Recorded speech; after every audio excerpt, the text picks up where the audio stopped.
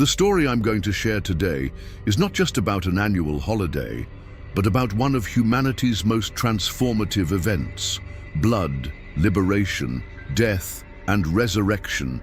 Easter carries such profound meaning that it transcends cultures and epochs.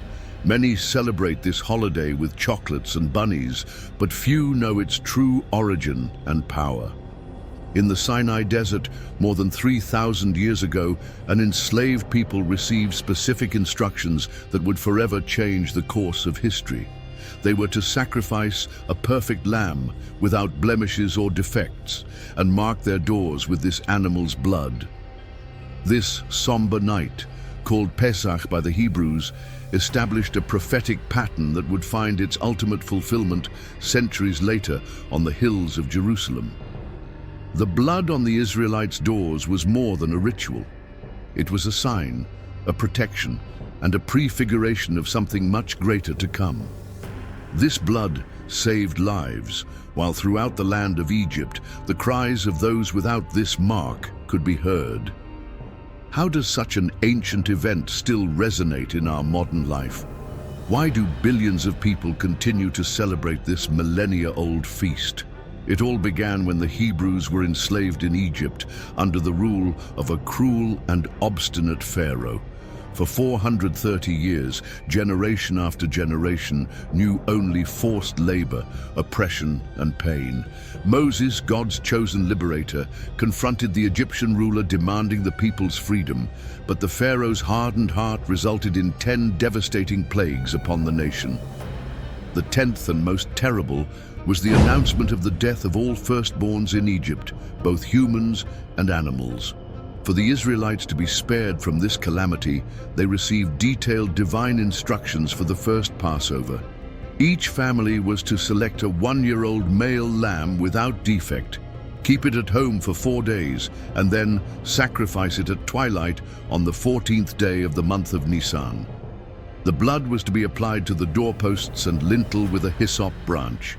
The animal was to be roasted whole and consumed in haste, with bitter herbs and unleavened bread, with everyone dressed for travel, with sandals on their feet and staff in hand. That night, the angel of death passed over the houses marked with blood, sparing the Israelite firstborns. This experience was so significant that God commanded its perpetual celebration as a memorial. The exodus that followed that night was just the beginning of a journey of liberation. After leaving Egypt, the Israelites crossed the Red Sea, which miraculously opened before them and then closed over the pursuing army. This symbolic baptism in water marked the complete transition from slavery to freedom. During 40 years of wandering in the desert, the annual celebration of Passover served as a powerful reminder of the divine intervention that had transformed a slave people into a free nation.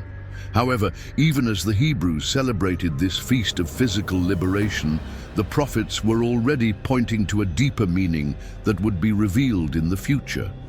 Isaiah spoke of a suffering servant who would be like a lamb led to slaughter. Jeremiah prophesied about a new covenant that would be written not on tablets of stone, but in people's hearts. The prophet Zechariah predicted that the people would look upon him whom they have pierced. These prophecies were like pieces of a cosmic puzzle that would only begin to make complete sense centuries later, when a carpenter from Nazareth would enter Jerusalem riding on a donkey, exactly on the day when lambs began to be selected for Passover. What happened in the days following Jesus' triumphal entry into Jerusalem was as extraordinary as it was precise in its symbolism.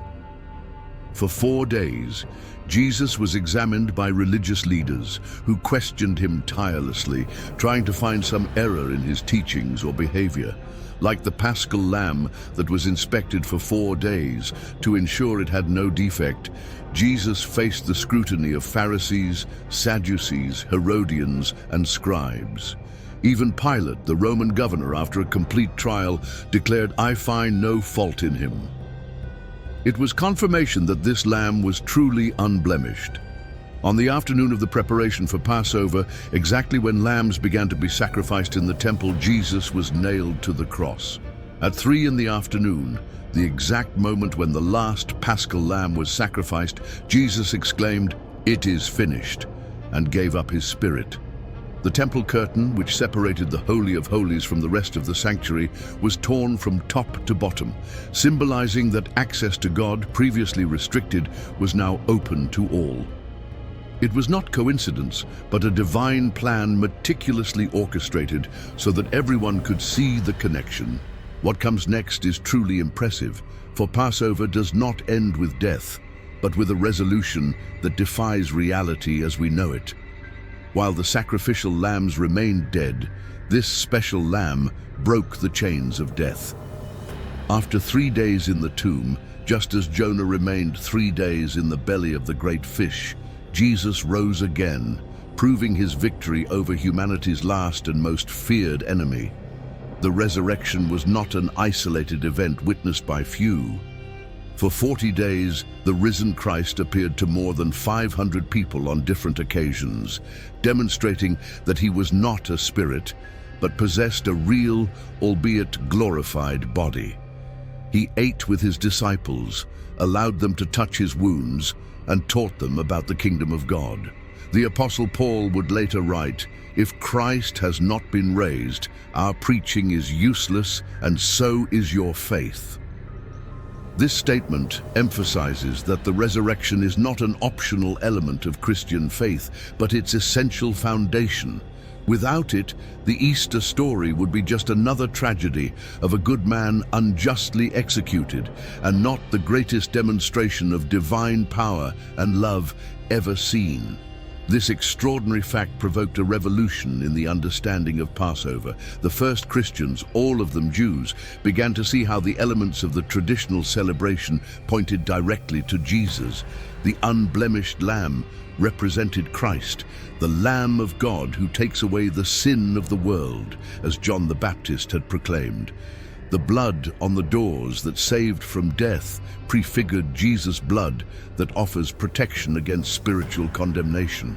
The bitter herbs symbolized the bitterness of suffering that Christ endured. The unleavened bread reflected his sinless life, since leaven in the Bible often represents impurity. The meal eaten in haste, with participants dressed for travel, illustrated the readiness that Christ's followers should have. Even the bone of the lamb that could not be broken found fulfillment when the Roman soldiers, contrary to standard procedure, did not break Jesus' legs on the cross. The Apostle Paul synthesized this transformation when writing to the Corinthians, "Christ, our Passover lamb, has been sacrificed." With these words, he established a theological bridge that definitively connected the ancient Hebrew celebration with the new Christian reality. The celebration of Easter experienced various transformations throughout the following centuries. While Jews continued observing Pesach according to the rituals established in Exodus, with the Passover Seder and its symbolic meals, Christians developed their own traditions to commemorate what they called the Feast of the Resurrection. Initially, there were controversies about the correct date of celebration. Christians from Asia Minor, following the Apostle John's tradition, celebrated on the 14th of Nisan, regardless of the day of the week. Meanwhile, Christians from Rome and Alexandria preferred to always observe it on Sunday.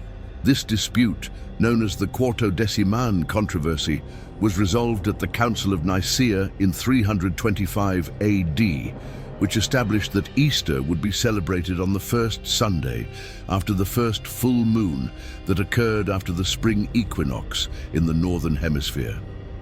Over time, cultural elements from different regions were incorporated into Easter celebrations. Some of these, like decorated eggs, originally symbolized new life and rebirth. Other traditions, such as the Easter bunny, have roots in pagan spring fertility celebrations that were adapted to the Christian context during Christianity's expansion through Europe. What many do not realize today is that Christian Easter is not a denial of Jewish Passover, but its fulfillment and expansion. Jesus did not come to abolish the law and the prophets, but to fulfill them, as he himself declared. When we celebrate Christian Easter, we are actually honoring the continuity of a redemption story that began with the physical liberation of an enslaved people and culminated with the offer of spiritual liberation for all humanity. For the first Christians, many of them Jews, there was no contradiction between celebrating Pesach and commemorating Jesus' death and resurrection. They saw how the second gave full meaning to the first. The Apostle Peter wrote that we were redeemed not with perishable things such as silver or gold, but with the precious blood of Christ, like that of a lamb, without blemish or defect. This language deliberately evokes the images of the original Passover, establishing a parallel between the blood of the lamb on the Israelites' doors and the blood of Christ that offers spiritual protection to those who believe in him. Revelation takes this image even further, portraying Jesus as the Lamb that was slain from the foundation of the world. The profound meaning of Easter transcends any specific religious tradition as it addresses universal themes of human experience: slavery and liberation, death and life, despair and hope. Regardless of our personal beliefs, we can appreciate how this powerful narrative has inspired countless acts of courage, sacrifice, and love throughout the centuries. Easter reminds us that freedom has a price, that life can emerge from death, and that hope can flourish even in the darkest moments. It invites us to reflect on our own slaveries, whether addictions, fears, toxic relationships, or negative thought patterns, and to consider the path to our personal liberation. The Israelites' journey through the desert after the first Passover also offers valuable lessons. Even after experiencing miraculous liberation, they faced challenges, doubts, and moments of despair. Likewise, our own journey to freedom is rarely straightforward or easy. There are deserts to cross, moments of testing, and opportunities for growth. Easter reminds us that liberation is both an event and a process. In the words of Jewish philosopher Martin Buber, redemption is not an event that occurs suddenly at the end of time or after death. It is an event that occurs perpetually. This reflection captures the essence of what Easter represents. Not just a commemoration of something that happened in the past, but an invitation to experience renewal and liberation in the present. Easter challenges us to identify the doors in our lives that need to be marked with sacrifice and surrender. The Egypts from which we need to be freed, the Red Seas we need to cross with faith, and the deserts we must traverse with perseverance. It reminds us that life often emerges from the most unlikely places: an empty tomb, a divided sea, a nation of slaves transformed into a free people. And perhaps its most powerful message is this: what seems to be the end may actually be just the beginning. The cross, a symbol of torture and defeat, has transformed into history's greatest symbol of love and victory. Easter invites us to see beyond appearances, to find hope where others see only despair, and to believe that no situation, no matter how dark it may seem, is beyond the possibility of redemption. As we conclude our journey through the profound meaning of Easter, I invite you to reflect on how this millennia-old story can illuminate your own life. Regardless of your religious or cultural tradition, the Paschal narrative offers invaluable insights about resilience, hope, and transformation. When you encounter your own Red Seas, seemingly insurmountable obstacles, remember the Israelites who saw the impossible happen before their eyes. When you're in your own desert and periods of testing and purification, remember that these moments, though challenging, can be essential for your growth and preparation. And when you face your own cross, sacrifices and losses that seem to be the end of everything, remember that Resurrection Sunday often follows Crucifixion Friday. As Holocaust survivor Viktor Frankl wrote, "That which does not kill me strengthens me." This profound wisdom echoes Easter's central message that life can emerge from death, liberation from slavery, and that our darkest moments can precede our greatest transformations. May this Easter be more than a celebration of family traditions or an opportunity for rest.